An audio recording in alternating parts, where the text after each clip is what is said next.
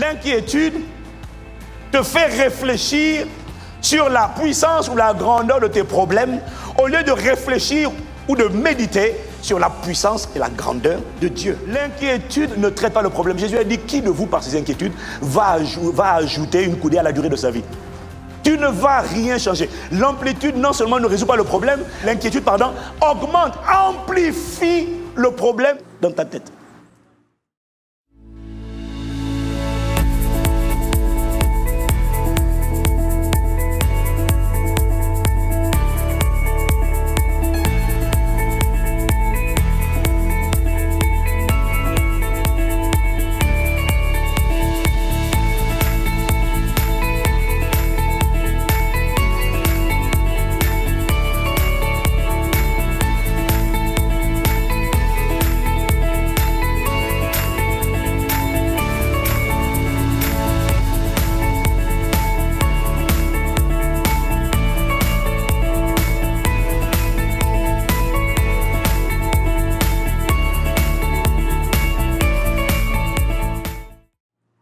Je veux continuer notre enseignement de la rentrée parce que je suis convaincu que là où nous sommes n'est pas là où Dieu veut que nous restions, nous devons aller plus loin.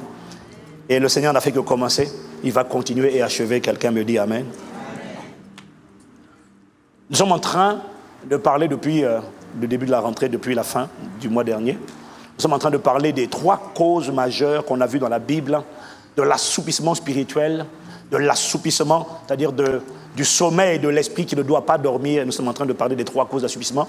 Et on avait commencé à parler des 5 étapes pour se relever, pour se remettre en forme, pour se relever de l'assoupissement spirituel. Et notre texte, finalement, de référence, que ton voisin peut-être n'aime pas, mais qui est bon, parce que c'est la parole de Dieu quand même, se trouve dans Luc chapitre 21, versets 34 à 35, version du Semeur. Ce passage, tu dois le connaître par cœur, de manière que lorsque tu seras tenté de basculer dans les excès, de manger, de boire, de gloub-gloub et de miam-miam, que cette parole, le Saint-Esprit te remette cette parole à l'esprit, et quand le Saint-Esprit te remettra cette parole, tu laisseras tomber ton hamburger ou ton huile. Parce que la parole vient de te convaincre de lâcher prise. Prenez garde à vous-même. Il y a quelqu'un, prenons garde. Pour que vos esprits ne s'alourdissent pas à force de trop bien manger. Le problème, ce n'est pas de bien manger, le problème, c'est le trop. Dis Amen. De trop boire ou de vous tracasser pour les soucis de la vie, sinon ce grand jour vous surprendra tout à coup. Donc, on a parlé la semaine dernière des dangers de l'assoupissement spirituel. On a beaucoup mis l'accent sur les excès de manger et de boire. Et ce matin, le Saint-Esprit m'a demandé de ne pas continuer d'abord les 5, de faire une petite pause, de revenir encore, d'insister sur ces 3 dangers qui causent l'assoupissement spirituel, en mettant l'accent particulier sur les soucis de la vie, les tracasseries ou encore l'inquiétude. Voilà pourquoi le titre de mon message, c'est « Comment l'inquiétude ouvre-t-elle la porte au diable et comment en sortir ?»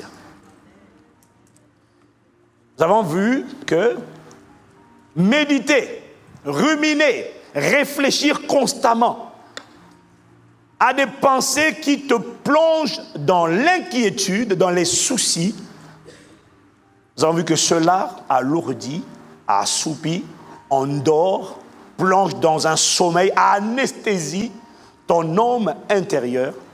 Et quand ton homme intérieur est anesthésié et assoupi, de manière certaine, on a vu déjà dans Matthieu 13, verset 25, quand ton homme intérieur est assoupi, c'est toujours le moment favorable que le diable, l'ennemi, l'adversaire attend pour entrer dans ta vie. Et ne sous-estime pas quand l'ennemi entre, parce que quand un seul démon, un seul que tu autorises, c'est comme un train, il en cache toujours d'autres. Là, il ne sait même pas qu'il peut, c'est qu'il en cache forcément. Un démon qui rentre va toujours inviter d'autres copains à lui pour rentrer. Que ça ne t'arrive pas au nom de Jésus.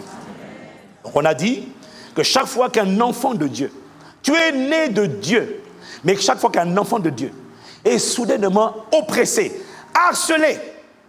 Alors que ce niveau d'oppression et de harcèlement, il n'a pas connu auparavant. Mais brusquement, il se sent oppressé, harcelé, dans ses pensées. Il y en a, c'est dans les pensées. Il y en a, ils sentent des choses dans le corps. Là, ce n'est plus l'oppression, ça devient l'obsession. Bon, ça, c'est pour un autre jour. Mais chaque fois que tu te sens envahi, pressé par quelque chose qui ne t'a jamais pressé de la sorte, ça veut dire que consciemment ou inconsciemment, tu as ouvert une porte à un esprit qui rôdait, cherchant qui dévorait. Si tu viens à un harcèlement, une oppression, tes pensées sont harcelées, alors que hier, ce n'était pas comme ça. Ça veut dire qu'une porte a été ouverte à un esprit qui rôdait. Et chaque fois qu'il y a une porte qui a été ouverte, même quand tu es né de nouveau, ça veut dire, chaque fois qu'il y a une porte qui a été ouverte, ça veut dire qu'il y a un homme intérieur que ton esprit avait fait au lieu de veiller. Est-ce que quelqu'un me suit? Et on a dit que l'inquiétude, les tracasseries de la vie, les soucis de la vie sont l'un des facteurs qui font plonger l'esprit, l'homme intérieur, dans le sommeil, dans l'assoupissement. Voilà pourquoi le Seigneur ordonne de ne pas s'inquiéter. Dans Philippiens 4, versets 6 à 7, selon qu'il est écrit, « Ne vous inquiétez de rien, mais en toute chose, faites connaître vos besoins à Dieu par des prières, des supplications, avec des actions de grâce. Et la paix de Dieu, qui surpasse toute intelligence, gardera vos cœurs et vos pensées en Jésus-Christ. » Ne vous inquiétez de rien. Est-il possible, tu veux dire qu'il est possible de vivre une dimension où on ne s'inquiète absolument de rien? Tu veux dire, pasteur, qu'il est possible d'atteindre une dimension de paix, de quiétude, où on n'est pas inquiet? La réponse est oui. Mais non, ce n'est pas possible. Si c'est possible, parce que si ce n'était pas possible, Dieu ne dirait pas, ne vous inquiétez, par le Saint-Esprit, il ne dirait pas, ne vous inquiétez de rien. S'il dit ne vous inquiétez de rien, ça veut dire qu'il est possible de marcher libre de toute forme de souci. Ça ne veut pas dire libre de toute forme de problème. Ça veut dire libre de toute forme de souci. Ça veut dire que les problèmes ne troublent pas le repos de ton âme. Qui veut atteindre cette dimension? Parce que la vérité, mon frère, ma soeur, là tu connais quelqu'un qui dans la vie n'a aucun défi, aucun problème, aucun challenge. Si tu trouves ça là, c'est un enfant qui est au biberon ou qui va à l'école parce qu'il est complètement insouciant, il ne sait pas comment papa et maman vont gagner l'argent. C'est pas son problème. Lui, son problème, c'est miam, miam, glou, glou. Ça, c'est vrai. Mais sinon, dès qu'il va passer un certain âge, il va connaître les réalités de la vie. Amen. Vous remarquerez que Dieu ne donne pas une exhortation. Il ne dit pas, je vous exhorte à ne pas vous... Non, il dit, ne vous... C'est l'impératif, c'est un commandement, c'est une exhortation. Pourquoi? Parce qu'il faut comprendre que l'inquiétude ne résout aucun problème. L'inquiétude, au contraire, ça détruit les ongles. D'abord, tu vas ranger le premier, le deuxième, le troisième. Il y en a même qui commencent à manger les pieds aussi. L'inquiétude ne traite pas le problème. Jésus a dit, qui de vous, par ses inquiétudes, va ajouter une coudée à la durée de sa vie? Tu ne vas rien changer. L'amplitude, non seulement ne résout pas le problème, mais l'inquiétude, augmente, amplifie le problème dans ton cœur, dans ta tête. L'inquiétude te fait réfléchir sur la puissance ou la grandeur de tes problèmes, au lieu de réfléchir ou de méditer sur la puissance et la grandeur de Dieu. L'inquiétude éteint la voix du Saint-Esprit. Le Saint-Esprit dit ne crains pas. L'inquiétude vient et dit n'écoute pas. Écoute-moi. Pose-toi la question. Comment vas-tu te sortir de cette situation? Et il n'y a pas d'issue pour toi. Ça, c'est la voix. C'est une voix insolente qui ose éteindre dans ton cœur la voix du Saint-Esprit. Quelle impolitesse, quel outrage, manque de respect. À partir d'aujourd'hui, tu vas sortir d'ici en disant l'inquiétude. Tais-toi! Au nom de Jésus, je marche dans la paix de Dieu. L'inquiétude est un péché dangereux qui te pousse à l'incrédulité. Parce que l'inquiétude signifie que tu doutes de la capacité de Dieu à pouvoir, à te protéger, à faire grâce et miséricorde. C'est pour ça que tu es inquiet. L'inquiétude est un message envoyé à Dieu. L'inquiétude veut dire, excuse-moi, là, tu ne peux pas faire. Je ne pense pas que tu comprennes ces problématiques de nos jours. Seigneur, toi tu es dans les cieux, tu ne sais pas de quoi on parle. L'inquiétude te pousse à l'incrédulité. Elle te pousse à douter de la capacité de Dieu à avoir compassion, à pourvoir, à secourir. Et donc, dès lors que tu doutes de la capacité de Dieu, tu offenses Dieu. Parce que l'un des péchés graves, c'est douter de Dieu. Voilà pourquoi la Bible dit que celui qui croit, celui qui s'approche de Dieu doit croire que Dieu existe. Parce que Dieu se sent offensé lorsqu'on doute de lui. C'est ce qu'on appelle l'incrédulité. Si le diable venait à toi en prenant le visage de la haine, de la menace, de la jalousie, de l'envie, de la colère, naturellement, s'il venait à toi avec le visage de la menace, de la violence, de la colère, tu te mettrais sur tes gardes. Parce que tu sais que quand quelqu'un est furieux contre toi, quand il vient contre toi, même quand tu n'es pas fort, tu commences à serrer les poings toi aussi. Juste au cas où. C'est quelqu'un a dit, si tu viens à moi les poings fermés, je te recevrai les poings fermés. Bon, tu me diras, Jésus a dit, si on te gifle sur la joue, mais ça c'est quand il t'a pris par surprise. Mais s'il arrive à distance de ça, avec la main comme ça pour te gifler, tu vas déjà faire, ouh. Je ne connais pas tout, mais à l'époque, on m'a appris, où j'ai vu à la télé, il y a Jackie Chan ou Bruce Lee faire, ouh.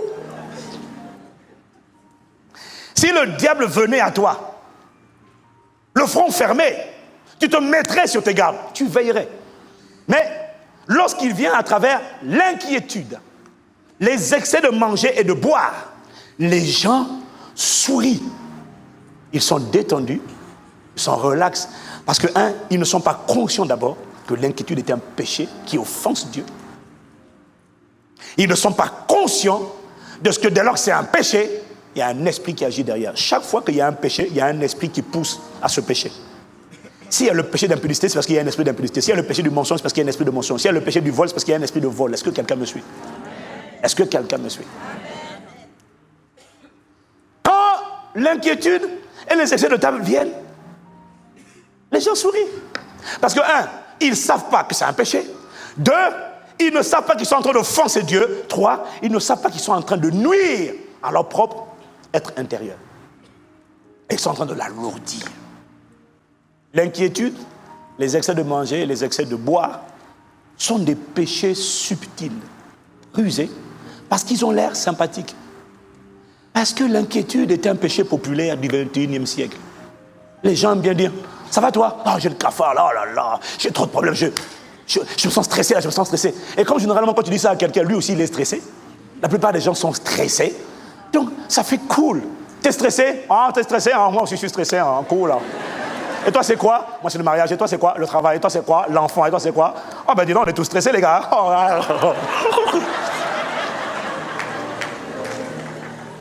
Waouh. Et ça fait cool. Ça montre qu'on est dans le rythme, on est dans la tendance de notre époque, quoi. Tout le monde, mais non, mais tout le monde stresse, tout le monde angoisse. Tu arrêtes de faire le spirituel, quoi. Tu veux dire quoi? Tu veux dire que toi, tu t'es jamais inquiet, toi? Non. Oh, arrête, tu es déconnecté. Non, je ne suis pas inquiet. Mais comment? Non, je ne suis pas inquiet. Oh, allez, arrête, tu déconnes. Parce que les gens n'y croient pas. C'est normal d'être inquiet selon les standards du monde. C'est cool. Et quand ce péché qui cache un esprit vient frapper à la porte de ton cœur, si c'était la menace ou la jalousie ou la colère, tu serais plus prudent. Mais comme c'est l'inquiétude, tu te dis, oh, c'est rien. Pas de quoi fouetter un chat. Comme c'est les excès de table, les gens disent, oh, c'est pas trop grave. Ce genre de pensée, oh, c'est pas trop grave. Bon, c'est vrai. Pasteur, regarde, j'ai pris 10 kilos en 3 semaines. Mais bon, on a fait cuvert. On a mangé, mon gars. Oh, on a mangé grave. Mais bon, c'est pas méchant, allez. C'est pas de quoi fouetter un chat, voyons. Il m'a dit, l'inquiétude et les excès de manger et de boire font partie des ruses, des pièges, des embuscades les plus subtiles, tendues par le diable pour rentrer incognito, et s'il te plaît, avec le sourire dans la vie de centaines de millions, voire de milliards d'individus sur la planète, qu'ils soient nés de nouveau ou pas. Parce que devant le péché de l'inquiétude, la plupart des gens baissent leur garde. L'inquiétude a l'air tellement banale, inoffensif, que la plupart des chrétiens lui ouvrent la porte avec sourire. Toi aussi, tu es inquiet? Moi aussi, je suis stressé, on est tous stressés en ce moment. C'est comme si tu ouvres la porte parce que l'inquiétude, en fait, sans que tu te rendes compte, par l'inquiétude, tu ouvres la porte à Satan. Tu lui dis, entrez, je vous prie, entrez. Esprit d'inquiétude, c'est vous? Entrez. Bienvenue. Et quand il dit, oh merci. Esprit d'excès de table, là, c'est toi qui opères derrière? Entrez, allez. Merci, allez. Mais il n'a pas l'air méchant. Mais tout esprit mauvais est méchant. Et quand il rentre, rappelle-toi, il invite toujours ses potes. Quand tu invites l'inquiétude dit, ah, merci. Merci, je m'assieds. Dans le chant de ton cœur, je suis là. Et dit, parce qu'il a le droit. Un démon a le droit d'inviter. Alors il invite ses potes. Hypertension, viens. Viens. AVC, viens. Angoisse, viens. Phobie, toi aussi viens. Dépression, viens. Tu ne sais pas où l'inquiétude peut t'amener. Infirmité, viens aussi. Allez les gars, on peut tous se serrer. De toute façon, on est tous bienvenus ici. On est tous bienvenus. On peut tous nous accommoder. Et Jésus dit dans Matthieu 12, 43, 46, il dit, et la condition de cet homme devint pire que celle qu'elle était initialement. Parce qu'un esprit a fait rentrer 7 autres esprits plus méchants que lui. Ça ne t'arrive pas au nom de Jésus. L'inquiétude te met, même quand tu es né de nouveau, l'inquiétude te met au même niveau, à la même échelle qu'un païen. Jésus, lorsqu'il a dit, ne vous inquiétez pas, de quoi nous allons nous vêtir, qu'allons-nous boire, qu'allons-nous manger. Or, dans Matthieu 6 au verset 32, il dit, car toutes ces choses, ce sont les païens qui les recherchent. Votre Père Céleste sait que vous en avez besoin. Toutes ces choses, quand tu t'es... je m'inquiète. Quand est-ce que je vais me marier? Qui je vais épouser? Quel travail je vais faire? Comment je vais vivre? Quand il dit tu te comportes, ce sont les païens. C'est-à-dire que tu es rabaissé, tu te rabaisses, toi, enfant de Dieu, à un rang de païen. Un païen, ce n'est pas un athée. Un païen, c'est un vénérateur d'idoles. C'est-à-dire qu'il adore tout sauf Dieu.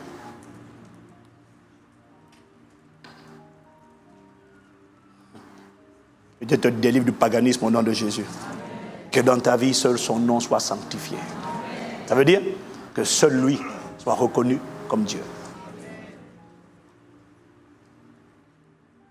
Est-ce que quelqu'un me suit? L'inquiétude endort ton esprit et ouvre la porte à un démon. Alors, voyez-vous, le problème, ce n'est pas de méditer, de réfléchir intensément, de beaucoup réfléchir. Le problème, c'est enfanter les soucis à l'issue de ta réflexion ou de ta méditation. Parce que la vérité, c'est que tout le monde médite. Tout le monde réfléchit constamment. Certains disent que nous avons environ 50 000 pensées qui transitent en nous chaque jour. Tout le monde réfléchit tout le temps. Tu penses en tout temps. La question, c'est sur quoi est-ce que tu réfléchis et quelle est la conclusion de tes réflexions? Est-ce que quelqu'un me suit? Je n'ai pas entendu. Parce que tant que tu réfléchis à un problème, avec la conviction, à la fin de ta réflexion, tant que tu réfléchis, avec la conviction et la conclusion à la fin, que ce problème ne te tuera pas, que ce problème ne te détruira pas, que la fidélité de Dieu parlera, que la bonté de Dieu sera révélée dans ta vie. Quand c'est ça la conclusion de ta réflexion, alors il n'y a pas de soucis qui sont enfantés, mais le repos est enfanté. Et quand le repos est enfanté dans ton âme, ton esprit est au repos et il a l'occasion d'être musclé. Il n'est pas lourd. Dis-moi amen. Tant que le résultat de ton équation, c'est quel que soit ce qui se passe, ta vie glorifiera Dieu. Si c'est à ça que tu arrives, ton âme n'est pas inquiète. elle est dans le repos. Le problème, ce n'est pas la méditation. Le problème, c'est sur quoi tu médites et quelle est la conclusion que tu tires. Tant que tu examines, parce que tout le monde est obligé de méditer. Dis Amen. Tout le monde est obligé. Tu es obligé de méditer. Quand tu examines les situations bloquées, quand tu examines les portes fermées, si ta conclusion, c'est que par la grâce de Dieu, si une porte se ferme, ça veut dire qu'une autre s'ouvrira. Tu resteras, ton âme restera dans le repos. Quelqu'un me dit Amen.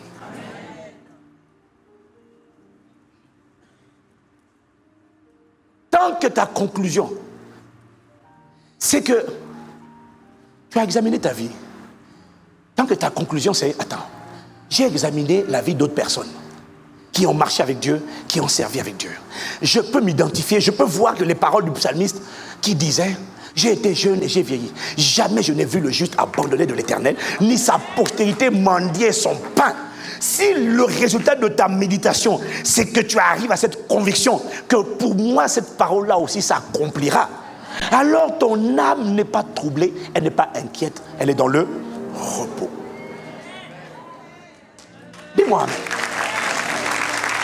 J'ai été jeune et j'ai vieilli. J'ai regardé les autres. J'en ai tiré une conclusion. Jamais je n'ai vu le juste abandonné.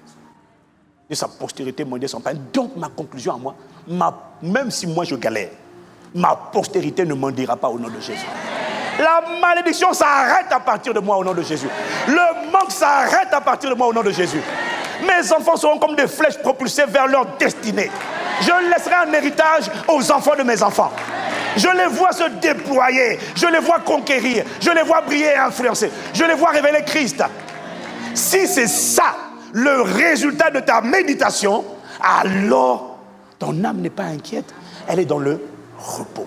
Et comme elle est dans le repos, ton esprit peut faire sérieusement le travail parce qu'il n'est pas lourd, il est svelte, il est libéré des graisses et il est solide.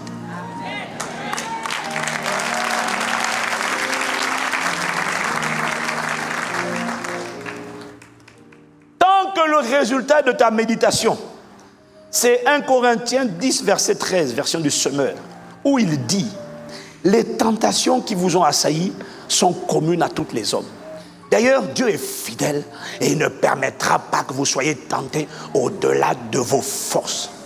Si le résultat de ta méditation, c'est que Dieu est fidèle et il ne permettra pas que tu sois tenté au-delà de tes forces, ça veut dire que tu comprends que ce que tu es en train de traverser ne peut pas être plus fort que toi, ne peut pas être plus grand que toi, puisque Dieu ne peut pas permettre que tu sois tenté au-delà de tes forces. Donc, si Dieu permet que tu passes à travers ce que tu traverses, ça veut dire que Dieu sait qu'en toi, il y a la capacité inhérente de supporter et de porter. Il n'a pas dit que tu ne passeras pas par le feu. Il a dit, quand tu passeras par le feu ne te brûlera pas. Il n'a pas dit que tu n'auras pas des fois l'impression de passer à travers l'eau. Il a dit, quand tu traverseras les grandes eaux, elles ne te submergeront pas. Autrement dit, tu ne te noieras pas. Mais il n'a pas dit que dans ta vie, tu ne passeras pas par les grandes eaux. Il n'a pas dit que tu ne traverseras pas le feu. Il a dit, tu passeras à travers. S'il permet ça, c'est que j'ai la capacité à l'intérieur de moi de supporter et de traverser, de marcher à travers.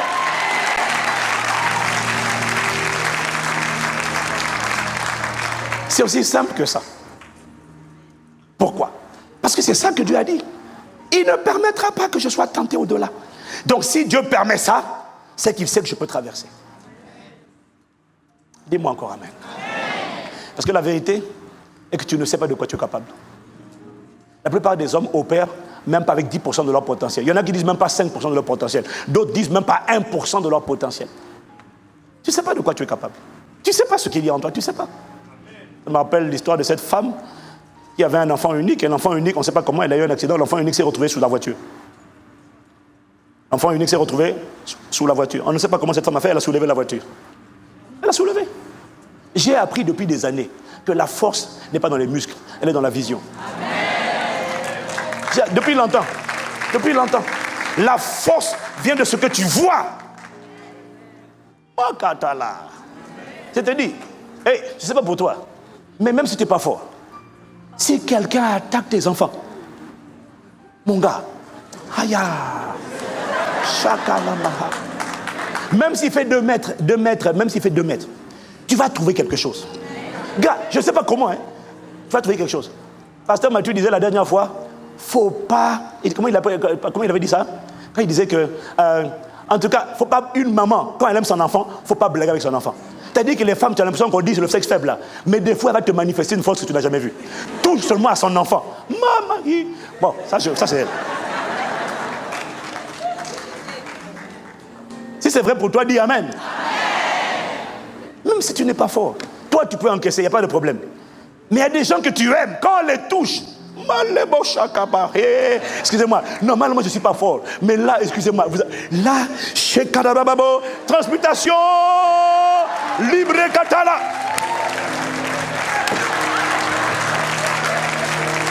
Dis-moi Amen. Dis à quelqu'un de blague pas avec moi. Tu ne me connais pas, mais moi-même je ne me connais pas. Tu ne sais pas de quoi tu es capable, je te dis.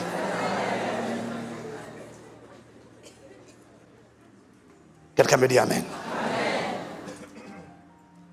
Tant que le résultat de ta méditation, c'est que je ne sais pas pourquoi Dieu a permis tout ce qu'il a permis. Mais je sais une chose. Toutes choses concourent au bien de ceux qui aiment Dieu. Et qui sont appelés selon son dessein. Je ne sais pas comment il va le faire. Parce que quand je vois l'histoire, là, ça a l'air compliqué. Mais je suis convaincu, puisque sa parole est la vérité, qu'il va faire concourir ces circonstances négatives. Elles vont finir par tourner à... La vie divine est dans ton esprit.